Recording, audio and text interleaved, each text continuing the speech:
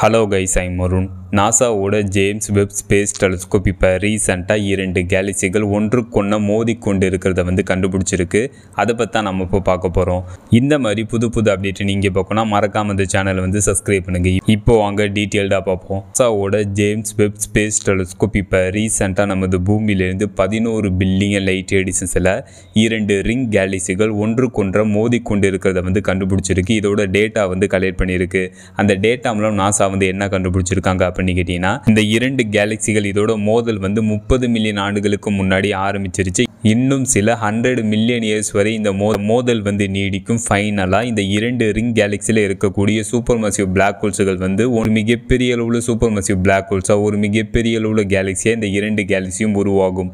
இந்த 2 ring கேலக்சிகளும் 26,000 light years அகல முடியுது அப்படின்னு நாசா கண்டுபிடிச்சிருக்காங்க. இதெல்லாம் அந்த டேட்டாவிலும் நாசா கண்டுபிடிச்சிருக்காங்க. இந்த 2 ரிங் கேலக்சிகள் ஒன்றுக்கொன்று மோதி கொண்டு இருக்கிறத காஸ்மிக் கவுல் அப்படின்ட்டு நாசா நியமிச்சிருக்காங்க. இந்த 2 கேலக்சிகள் மோதல் நமது பூமியிலிருந்து 11 பில்லியன் லைட் எடிஷன்ஸில் அமைஞ்சிருக்கு. 1 லைட் இயர் கிலோமீட்டராக கன்வெர்ட் பண்ணால் 9.461 ட்ரில்லியன் கிலோமீட்டர், அதாவது வெறும் 1 லைட் இயர் கிலோமீட்டராக கன்வெர்ட் பண்ணால் 9 லட்சம் கோடி கிலோமீட்டர்.